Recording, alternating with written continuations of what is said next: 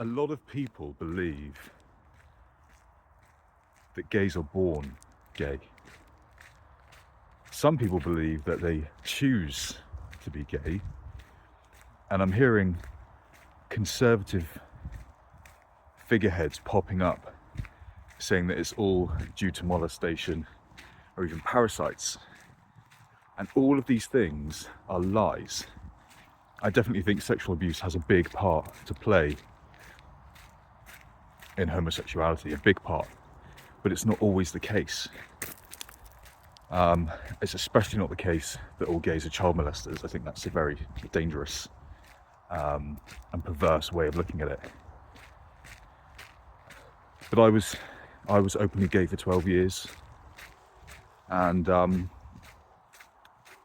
I left that life 7 years ago now, and I've learned so much about this condition. I see it as a medical, emotional, and spiritual problem that originates in the home. In the homes of gay men, what we see frequently is a narcissistic family unit where the parents reject their own humanity. And what they do is effectively, they hate their child's weakness. And a seed is planted in infancy. We're looking at mothers who use their sons as teddy bears to regulate their emotions, when actually a mother's role is to regulate her baby's emotions. And this causes a kind of inversion in her baby, and the baby can't tolerate such overwhelming emotional states when he's being used by the mother, or if he's being ignored, he shuts down. And this is what psychologists call dissociation. When the mind and the body can't communicate effectively, there's a shutdown. And gays live in dissociation. Now, this shutdown causes a problem with bonding with dad, because do know that men and women are not the same. Mothers and fathers have very different roles. Mothers regulate the negative, and fathers stimulate the positive. And so, unfortunately, these kinds of mothers often pick weak men that are unsuitable fathers and unsuitable husbands. And so, these fathers, they can't pull their sons out of dissociation. Some fathers can. Some fathers can pull their sons out of dissociation, but in the gay's home, the father is unable to do that, and he is frequently under the mother's thumb because he refuses to accept his spiritual authority in the home. And when I say authority, I'm not talking about pushing mum down or anything like that, but serving as a spiritual leader and speaking up against evil. A lot of these men don't know the difference between good and evil when it comes to gender roles and fathers and mothers, because they themselves have had issues with their own parents and their emotions and the world of morality. So we have a boy who's dissociated, and he can't connect with his mum, and then he can't connect with his dad either. And so he withdraws and he tries to return to the womb, and he starts engaging in self-soothing behaviour, leading to effeminacy. Starts playing with dolls and girly things like that and bright colours. It's a way to try and wake himself up to feel okay in the world and to feel safe. And of course then when he gets to school, the other boys in their immaturity, they don't say, oh, come and play with us. You know, there's something going on in your home. There's something going on in your home, and your mother is neurotic, and your dad is not doing his job properly. Why don't you come play with us and we'll teach you? No, boys don't do that. They reject the weak. And this is the story of Jesus and the Pharisees. The Pharisees were pretenders. They were liars. They were narcissists who pretended that they were holy. And Jesus said, no, I see through you. And this is what therapy has taught me so much about, is this idea that there is so much underneath the surface in me. You know, a lot of gays, they They are pretenders. They're people pleasers. And I'm not trying to bash them. It's sad to me. It's sad. I meet gays and they're so passive and they're looking at me with such fear because they're scared. They're scared. Is this man going to reject me? Am I going to find myself dissociating again because I'm not allowed to feel my feelings? That's the world I grew up in. I wasn't allowed to feel. And actually, if I was upset, I was punished. I was punished for asserting my feelings, really. And sometimes that was, I would see evil, nothing overly sinister, but I would see people doing things that weren't quite right. And I would try to call it out. And I was punished for that. And I learned over and over and over again that I'm not to speak. I'm not to feel. It's called a double bind, when you're not only disconnected from the other individual, but you become disconnected from yourself. Your body is feeling something, but your mind cannot interpret it. Your mind cannot rationalize. Because the voice of reason, the leader in your home, the adults, the gods of your home, want to punish you for feeling. And so this split causes so many problems in the lives of gays. This is why they're all so promiscuous, partly because they're men and and there are no women regulating sexual activity, but because they're so desperate to get out of this state of dissociation. It's a horrible, horrible place to be in.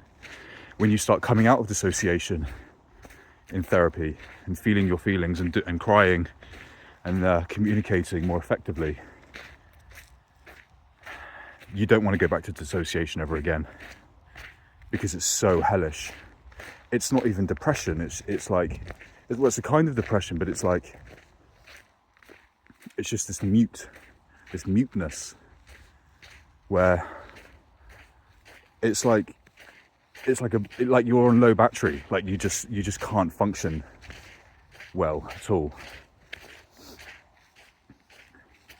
And so we all know those gays who are either very quiet and very submissive, or they're loud and hyperactive, but only around the girls. And then if the men come around, they get scared because they feel like they're going to be overpowered by men.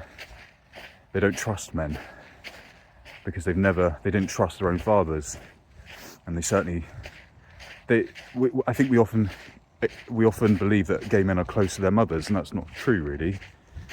Gay men actually, they submit to their mothers. That's not really closeness.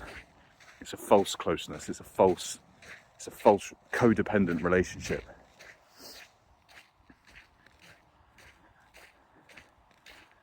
And what's got me thinking about this and sharing it is the fact that there is so much humiliation occurring on a societal level on a daily basis. I mean, we saw an uptick in LGBT identification after the lockdown period, and I don't think that's a coincidence, because the whole lockdown thing was about humiliation. You had one camp of people who believed there was a big scary virus that was going to kill them, and they had to stay away from people and had to stay indoors and stop their lives.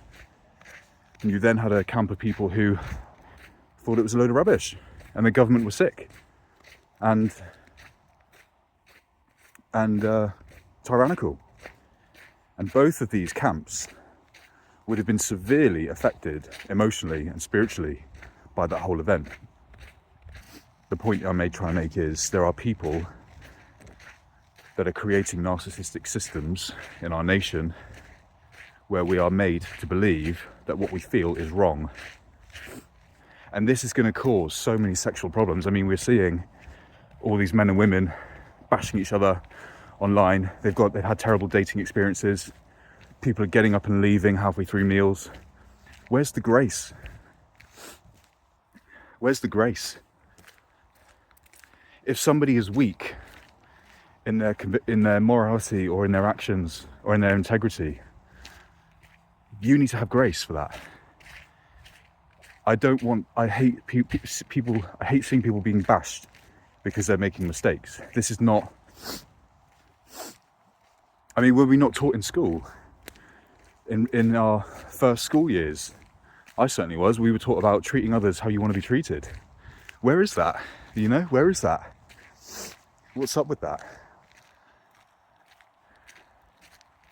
Weakness is something to be, this is the whole thing with Jesus Christ. What he did is he came down to us, and that's what makes him so unique. But what we see in these gay men with their mothers don't meet them at their level, and nor do the fathers. And it causes a lot of problems. And I don't want to shame my parents on a public forum with details, but this has got to be spoken about. Because it's breaking my heart to see all these people living their lives where, you know, I see the gays on YouTube. They're lonely. They talk about how lonely it is and how they can't get a long-term partner and how there's so much cattiness and horrible behaviour. I mean, if you watch RuPaul's Drag Race, right, you see these gays they're just completely disloyal to each other. They've got no interest in building positive relationships because they don't know what they are. Do you see what I'm saying? They don't know what they are. They're very closed off to themselves. And they live in a perpetual state of embarrassment and shame. And it's sad. I mean, this video for me has taken 7 years to make because I'm so, my body, my flesh is so used to beating myself down and saying, don't do it because you'll die and you'll be excommunicated from society. You'll be pushed outside the city walls to starve. Because that's what I believed when I was little. I believed very early on that if I communicate my feelings, that I'd be punished. That if I said the truth, actually, that I'd be severely punished. I'd be crucified. Children shouldn't be raised in that kind of home, not at all. Not at all. So homosexuality is an attempt to reconnect with the self as opposed to the other. And that's why sex between two men never satisfied. It doesn't do the job. It doesn't do what the gays want it to. And it never will.